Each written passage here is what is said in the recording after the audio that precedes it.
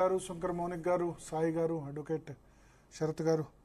So మొత్తానికి ఒక బాధాకరమైన విషయం ఏంటంటే అసెంబ్లీలో ఆయన మాట్లాడితే ఒకళ్ళు కూడా రెస్పాండ్ కాలేదు. ఇంతకుముందు మాట్లాడింది ఏదో కాన్ఫరెన్స్లో మాట్లాడారు సరే, బట్ చట్టసభల్లో మాట్లాడితే అక్కడ ఒక్క ఎమ్మెల్యే కూడా రెస్పాండ్ కాకపోవడం దీన్ని బట్టి మనం ఆలోచించాలి. ఏంటంటే బీజేపీ వాళ్ళే హిందువులా, మిగతా వాళ్ళు హిందువులు కాదా, మేము హిందువులు కాదా అని అనేవాళ్ళు. ఏంటంటే ఇట్లాంటి సంఘటనలు జరిగినప్పుడు అక్కడ చాలా పార్టీలు ఉన్నాయి. అన్నాడీఎంకే ఉంది, డిఎంకే ఉంది, పిఎంకే ఉంది, ఎండిఎంకే ఉంది, ముస్లిం లీగ్ ఉంది.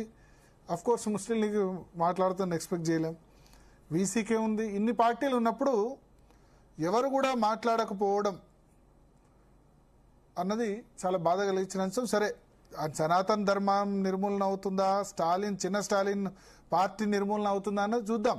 మనం సగానికి వచ్చాడు పోయిన అసెంబ్లీ నుంచి. అదే అధికార పార్టీ విచ్చలవిడిగా డబ్బులు ఖర్చు పెట్టి పవర్ అబ్యూజ్ చేస్తే ఆ విధంగా వచ్చాడు. ఏం లేకుండా విజయ్ వచ్చాడు. చూద్దాం. విజయ్ అయితే కొంత అన్ని ధర్మాలని పాటిస్తా, అన్ని ధర్మాలని గౌరవిస్తా అని చెప్తున్నాడు. మంచిదే. ఎవరికి కూడా ఇప్పుడు ఒక మతాన్ని తిట్టడాన్ని ఎవరు కూడా యాక్సెప్ట్ చేయరు. సో ఆయన పర్సనల్గా ఒక మతాన్ని, ఒక సనాతన ధర్మాన్ని, మతం అనేదానికంటే హిందూ మతం అనేది ఒక విధానాన్ని ఓడిపోయిన తర్వాత కూడా క్రిటిసిజం చేస్తున్నాడు. జనరేషన్ మార్పు అనేది కనబడ్డది తమిళనాడులో. ఇంకా కొత్త జనరేషన్ మనస్ఫూర్తిగా ఈ స్టాలిన్ ఇటువంటి వాళ్ళని